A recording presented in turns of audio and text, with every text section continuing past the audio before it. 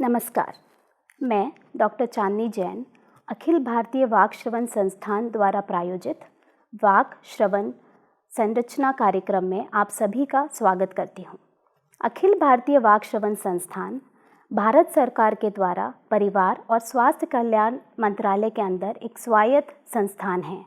यह संस्थान पिछले 56 वर्षों से संप्रेषण विकार वाले जनों के पुनर्वास के लिए कार्यरत है। इस संस्थान में टोटल 11 विभाग हैं, जिसमें अनुभवी विशेषज्ञ कार्यरत हैं। इन विभागों में एक मुख्य विभाग है श्रवण विज्ञान विभाग। इस विभाग के मुख्य उद्देश्य हैं जनों को श्रवण संबंधित समस्याओं के बारे में शिक्षित करना, प्रशिक्षण प्रदान करना, नैदानिक सेवाएं प्रदान करना और अनुसंधान करना। आज हमारे साथ इस संस्थान से श्रवण संबंधित समस्याओं के बारे में जानकारी देने के लिए डॉक्टर प्रवीण कुमार जी हैं, जो पिछले 15 वर्षों से इस संस्थान में कार्यरत हैं। डॉक्टर प्रवीण कुमार, श्रवण संबंधित समस्याओं के बारे में बात करने से पहले क्या आप हमें कान की संरचना के बारे में कोई जानकारी दे सकते हैं? धन्यवाद डॉक्टर चांदनी जी, आज मुझे इस कार्यक्रम में आमंत्रित करने के लिए और कान से संबंधित श्रवण संबंधित समस्या की जानकारी साझा करने के लिए। जहाँ तक कान की संरचना की बात है तो कान एक संविदा की सूक्ष्म अंग है हमारे शरीर में, और हमारे शरीर में 5 ऐसी संविदा अंग हैं जिसमें से एक कान की संरचना है। और ये बहुत ही महत्वपूर्ण है जब आप एक दूसरे से बातों का आदान प्रदान करने की इच्छा रखते हैं उसके कार्य के रूप में। तो कान की अगर आप संरचना की बात करते हैं तो कान के 3 अलग अलग प्रकार हैं, बाह्य हिस्सा, मध्य हिस्सा, अंतर की हिस्सा, जिसको हम एक्सटर्नल ईयर, मिडिल ईयर और इनर ईयर कहते हैं। बाह्य हिस्से में आपके कान की पिन्ना है और कान की नली है। कान के बीच वाले हिस्से की अगर हम बात करते हैं तो उसमें आपका कान की झिल्ली है, जिसको टिम्पैनिक मेम्ब्रेन कहते हैं, ईयर ड्रम कहते हैं। उसके बाद 3 शरीर की सबसे छोटी छोटी हड्डियां हैं, जिसको ईयर ऑसिकल्स और मैलियस, इनकस, स्टेप्स। ये तीनों छोटी छोटी हड्डियां एक दूसरे से जुड़ी होती हैं लिगामेंट्स के माध्यम से, और ये कान के बीच वाले हिस्से में एयर भरा हुआ होता है, हवा भरी हुई होती है। इसके बाद कान के अंदर के हिस्से हैं जो इनर ईयर कहते हैं, और उसके अंदर आपका सबसे महत्वपूर्ण जो हिस्सा है वो है घोंघे की आकार की कॉकलिया। इसके अलावा एक और मुख्य अंग है कान के अंदर वाले हिस्से में, जिसको हम वेस्टिबुलर apparatus कहते हैं, जो हमें अपने शरीर को बैलेंस करने में मदद करता है। और इस प्रकार से कान की ये संरचना आपको सिर्फ सुनने में ही मदद नहीं करती है, ये आपको बैलेंस करने में भी मदद करती है। जब आप बैठे होते हैं, जब आप दौड़ रहे होते हैं, जब आप चल रहे होते हैं। और यहाँ से जब इसकी कार्यशैली की बात की जाती है तो जब ध्वनि तरंग आपके बाहरी वाले हिस्से में आके इकट्ठा होता है, कोई किसी भी तरह की बात आपको कहते हैं, तो वो शब्द, वो साउंड जो है कान की एक्सटर्नल ईयर से होकर, मिडिल ईयर से होकर, ये कंपन जो है आपके इनर ईयर में जो है द्रव भरी होती है, इस द्रव में आती है। और यहाँ पे इसका प्रेशर को जो है ऑलमोस्ट 20 टाइम्स ज़्यादा करके आपके कंपन को विद्युत प्रवाह में बदलकर, इलेक्ट्रिकल सिग्नल में बदलकर इसको मस्तिष्क तक पहुँचाता है। और मस्तिष्क में पहुँचने के बाद मस्तिष्क का एक हिस्सा इसको डिकोड करता है, और तब आपको ये एहसास होता है कि अच्छा, इस जने ने मुझे यह प्रश्न किया है और इसका सही उत्तर ये होता है, और आप फिर उसको डिकोड करके जवाब देते हैं। धन्यवाद डॉक्टर प्रवीण। तो श्रोतागणों को ये समझ में आ गया होगा कि हम कैसे सुनते हैं, लेकिन जैसे डॉक्टर प्रवीण ने बताया कि कान की संरचना कैसे है, तो क्या आप हमें यह बता सकते हैं कि श्रवण दोष क्या है और श्रवण दोष के क्या प्रकार होते हैं? श्रवण दोष एक अगर हम साधारण भाषा में कहें तो जितना ही हम इसको सरल समझते हैं ये उतना ही महत्वपूर्ण है। जैसा कि हमने कान की संरचना के बारे में बताया, उसी तरीके से श्रवण दोष जो है यह भी एक इनविजिबल प्रॉब्लम्स हैं जो हमें दिखाई नहीं देती है अपनी आँखों से, लेकिन जब हम एक प्रश्न किसी व्यक्ति से करते हैं और उसका उत्तर हमें नहीं मिलता है, तब हम 2 बार 3 बार पूछने के बाद हमें ऐसा एहसास होता है क्या यह आदमी, क्या यह व्यक्ति हमारी बातों को सुन नहीं पा रहा है और जिसकी वजह से ये हमें जवाब नहीं दे रहा है। तो श्रवण दोष, श्रवण हानि, यही एक सिचुएशन है, यही एक ऐसा मौका है जब हमें एहसास दिलाता है कि हमने अपनी आँखों से इसे देख नहीं पाया, पर इस व्यक्ति के साथ इस तरह की समस्या दिखती है। तो श्रवण दोष के 2 प्रकार हैं मुख्यतया। एक तो प्रवाहकीय श्रवण दोष है और दूसरा संवेदी श्रवण हानि है और श्रवण दोष है, जिसको हम इंग्लिश टर्म में कहते हैं कंडक्टिव हियरिंग लॉस और सेंसरी न्यूरल हियरिंग लॉस। जब ये दोनों तरह की श्रवण हानि किसी व्यक्ति में देखी जाती है तो उसको हम मिश्रित श्रवण हानि कहते हैं। और ये दोनों तरह की जो श्रवण हानि है, इसकी वजह जो होती है वो है, अगर कंडक्टिव हियरिंग लॉस है, प्रवाहकीय श्रवण दोष है, श्रवण हानि है, तो उसकी वजह या तो एक्सटर्नल ईयर में प्रॉब्लम, बाह्य हिस्से में प्रॉब्लम, या फिर मिडिल ईयर में प्रॉब्लम, कान के मध्य वाले भाग में जब समस्याएं होती है तो उसकी वजह से देखी जाती है। और जब कान के अंदर वाले भाग में प्रॉब्लम होती है, जैसा कि हमने बताया कॉकलिया है, हेयर सेल्स है, तो ये छोटी छोटी कोशिकाएं में अगर प्रॉब्लम होती है तो इसकी वजह से लोगों में जो है संवेदी श्रवण हानि देखी जाती है। और अगर ये तीनों भागों को एक साथ जोड़कर देखें और अगर किसी व्यक्ति में ये तीनों भागों में समस्याएं देखी जाती है तो ऐसे व्यक्ति में हम जो है मिश्रित जो है मिक्स्ड हियरिंग लॉस देखते हैं। तो हम डॉक्टर प्रवीण से ये जानना चाहेंगे कि श्रोता कैसे पहचान सकते हैं कि उनको श्रवण दोष है और इनके क्या क्या कारण हो सकते हैं। कि श्रवण दोष को पहचानना थोड़ी मुश्किल ज़रूर होती है जब हम इनिशियल स्टेज में, जब किसी व्यक्ति को हम नहीं जानते हैं और उससे जब हम बातों का आदान प्रदान करते हैं। घर के भी सदस्यों के साथ अगर हम बातों का आदान प्रदान करते हैं तो कभी कभी हम इन चीज़ों को इग्नोर कर देते हैं, इन चीज़ों को हम दखल अंदाज कर देते हैं। पर ऐसा देखा गया है कि अगर आप किसी व्यक्ति से बातचीत कर रहे हैं और वो आपकी बातों को सुनने का प्रयास भी कर रहा है, समझने का भी प्रयास कर रहा है, उसके बावजूद अगर वो आपकी बातों का उत्तर सही नहीं दे रहा है, बार बार एक ही प्रश्न को पूछ रहा है और वो यह कह रहा है कि मुझे पूरी बातें आपकी समझ नहीं आ रही है, मैं पूरी बातें आपकी नहीं सुन पा रहा हूँ, तो शायद आपको इस चीज़ का एहसास होना चाहिए कि इस व्यक्ति के और इस बच्चे की कान की कोई समस्या है। क्योंकि कान की सुनने की समस्या एक मुख्य वजह मानी जाती है कि बच्चों में बोलने की कमी या बोलने में कुछ कमियां रहती है या फिर वो बातों को समझकर उसके उत्तर नहीं दे पाते हैं। एक तो ये वजह है। दूसरा, कभी कभी ऐसा भी देखा गया है कि वो सुन तो लेते हैं पर उनको समझ नहीं आ पाती है, जिसको हम ऑडिटरी कम्प्रीहेंशन बोलते हैं। तो ऐसे बच्चों में भी जब कान की सुनने की जो पाथवे है, जो रास्ता है, उस रास्ते में अगर हायर सेंटर्स पे, सेंट्रल ऑडिटरी एरियाज में अगर किसी तरह की दिक्कत है तो ऐसे बच्चे सुन तो लेते हैं पर समझ नहीं पाते हैं और वो फिर अपनी बातों को नहीं रख पाते हैं आपके सामने। तो ये तो छोटी छोटी लक्षणें हैं जहाँ पे रिपीटेशंस होती है। वो पूछते हैं कि अच्छा आपने क्या कहा, दोबारा कहिए, तिबारा कहिए, या फिर कभी कभी वो कहते हैं कि नहीं मैंने तो थोड़ी बातें सुनी, पूरी बातें नहीं सुनी। ये सारी लक्षण आप चाहे वो छोटे बच्चों में हो या बुजुर्गों में हो, चाहे महिलाओं में हो, इन सभी लोगों में आपको देखने को मिल सकता है। तो जब एक माँ अपने गर्भ में बच्चे को पल रहा होता है, एक बच्चा गर्भ में, उस समय से लेकर के जब तक उसकी डिलीवरी होती है, वो समय भी बहुत ही क्रूशियल और बहुत ही महत्वपूर्ण होता है।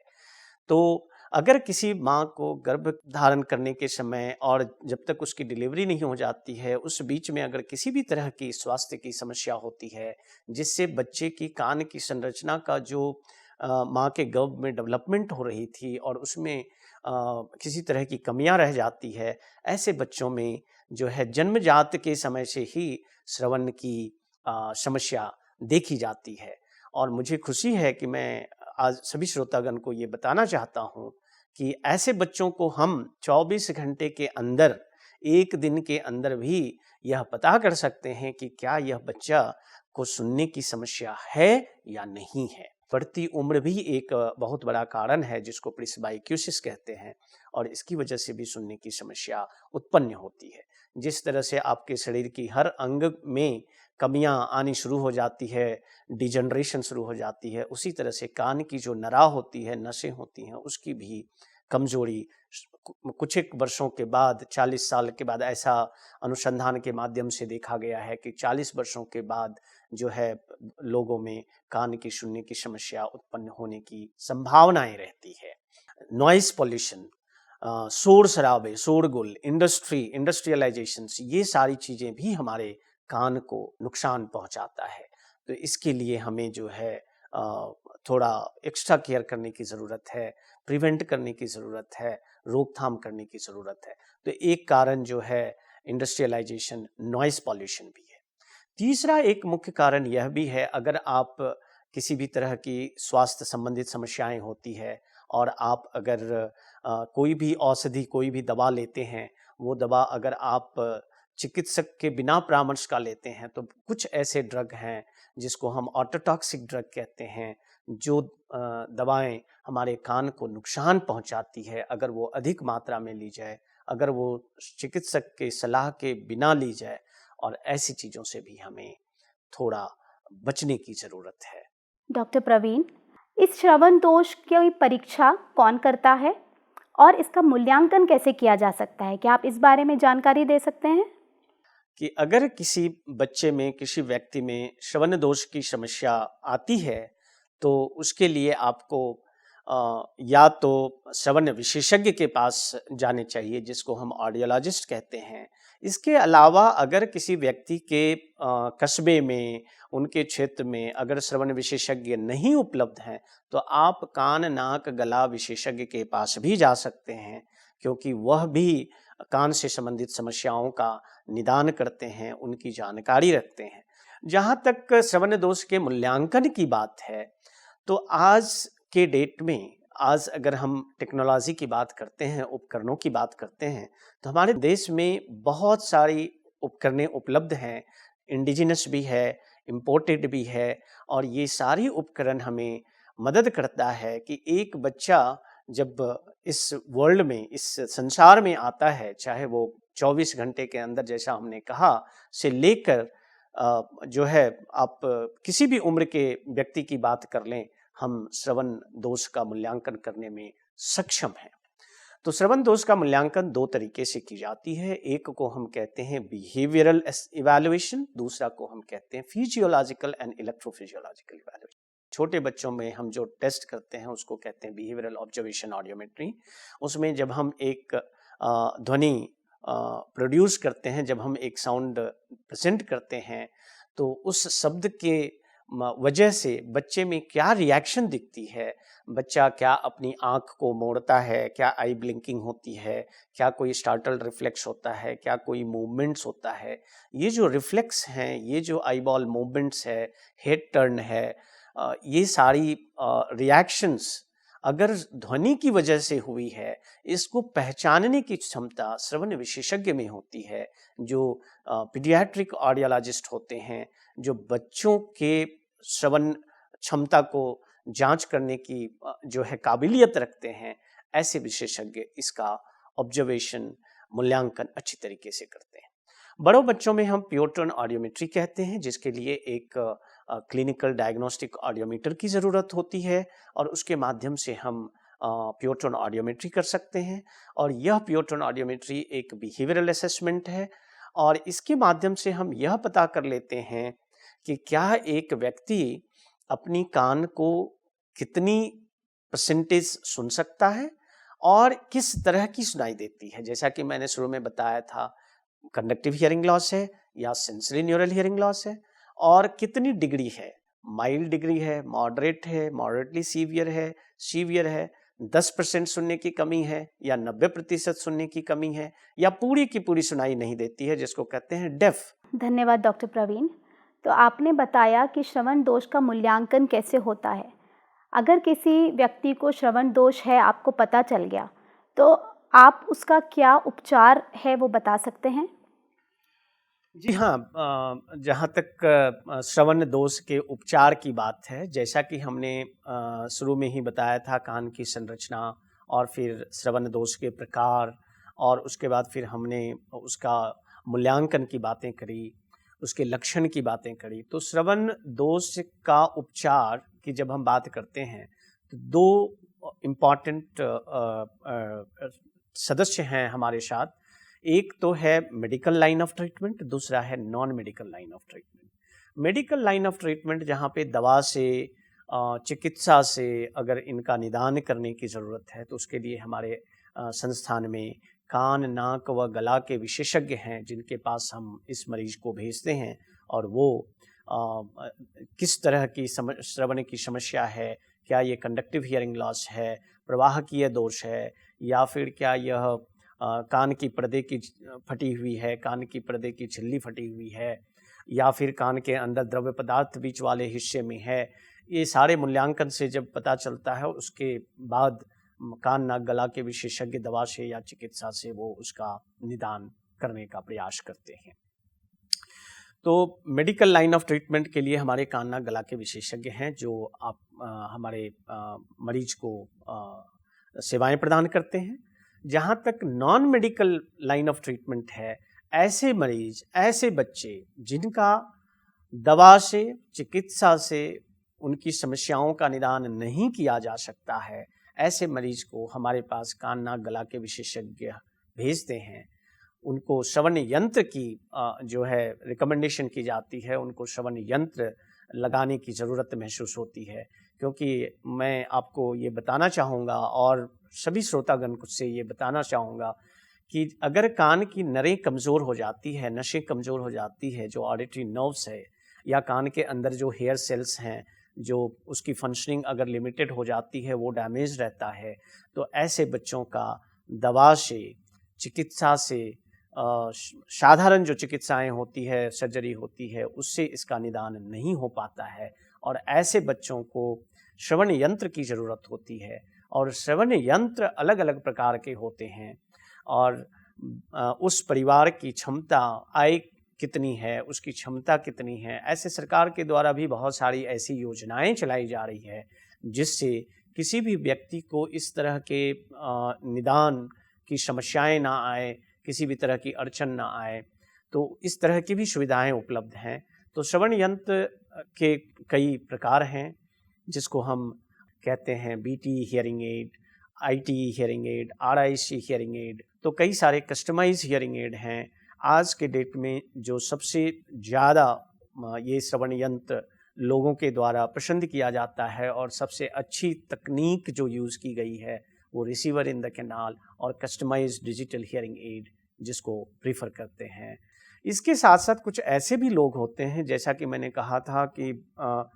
सुनाई तो देती है पर समझ में नहीं आता है। ऐसे लोगों के लिए असिस्टिव लिसनिंग डिवाइस ALD, ऐसे बच्चों के लिए जिनको स्कूल में जो है बातों को समझने में दिक्कतें आती है, तो रूम के एकॉस्टिक्स को,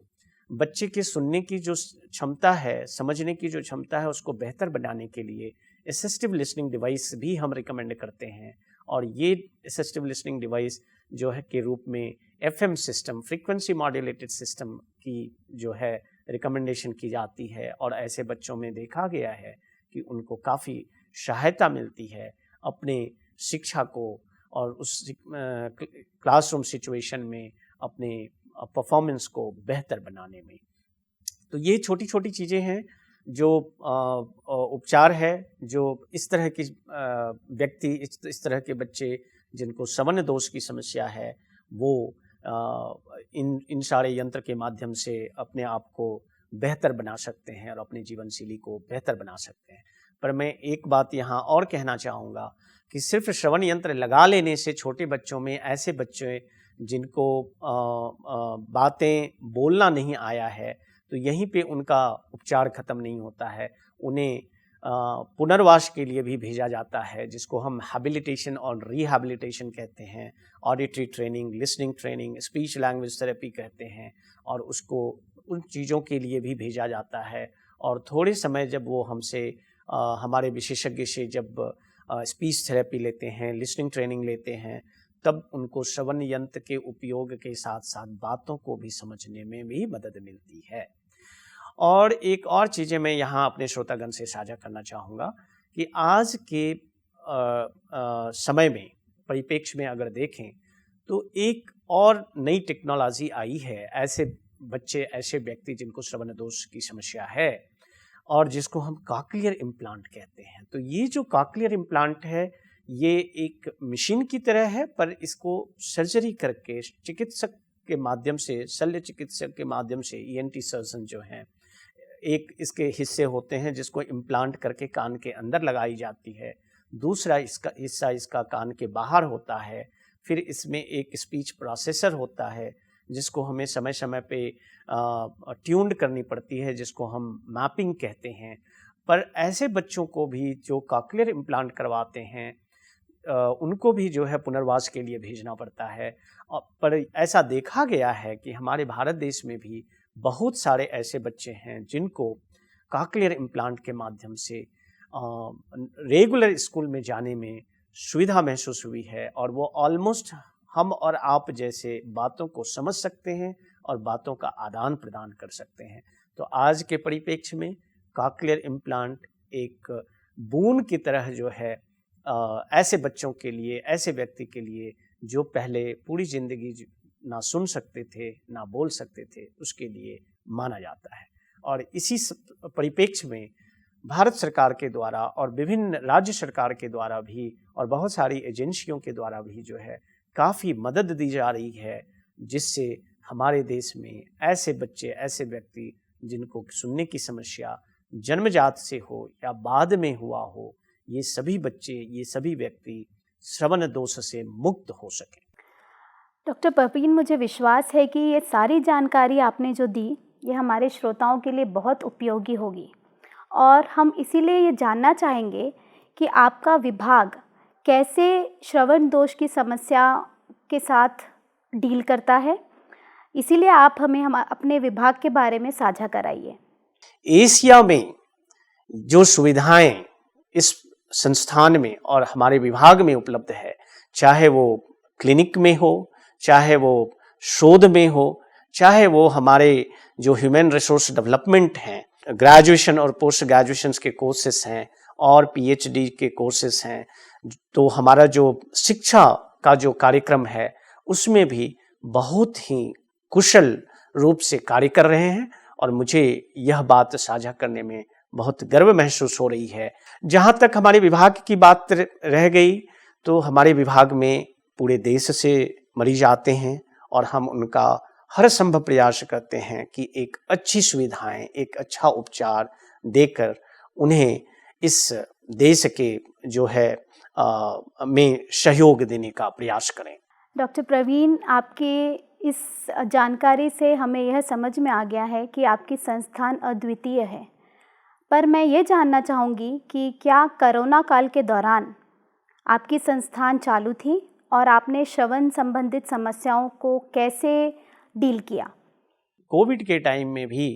हमने जो है गवर्नमेंट के, भारत सरकार के जितने गाइडलाइंस थे, जितनी उनकी एसओपीज थी, इन सभी एसओपी को फॉलो करते हुए और राज्य सरकार के भी एसओपी को फॉलो करते हुए हमें गर्व है कि हम उस परिस्थिति में भी हर तरह के व्यक्ति, बच्चे, बूढ़े, बुजुर्ग सबों को श्रवण विभाग में एक अच्छी सुविधा उपलब्ध कराने का प्रयास करते रहे और सबों को किसी भी तरह की दिक्कतें नहीं आने दी। हर वर्ग के मरीजों को यह सुविधा प्रदान की गई। तो डॉक्टर प्रवीण, आपने बताया कि आप लोगों ने कोरोना काल के दौरान भी काम किया, इसीलिए मैं आपको कोरोना वॉरियर की उपलब्धि देनी चाहूँगी और मैं तहे दिल से शुक्रिया करती हूँ कि आपने हमें इतनी सारी जानकारी दी और मैं यह भी उम्मीद करती हूँ कि आपकी संस्थान जन कल्याण के लिए हमेशा लगी रहे। इस देश के और विश्व के किसी भी कोने में जो ऐसे व्यक्ति हों जिनको श्रवण संबंधी समस्याएं हो, मैं उनसे अपील करना चाहूँगा कि आप हमारे इंस्टीट्यूट के, हमारे संस्थान के वेबसाइट के माध्यम से www.ashmyshow.in के माध्यम से आप हमें संपर्क कर सकते हैं। हमारे विभाग के भी ईमेल एड्रेस आप वहाँ से लेकर के ईमेल कर सकते हैं। फ़ोन नंबर के माध्यम से भी आप हमें संपर्क कर सकते हैं और मुझे खुशी होगी कि हमारे संस्थान में, हमारे विभाग में जो सुविधाएं उपलब्ध है, इसका फ़ायदा आप सभी को मिल सके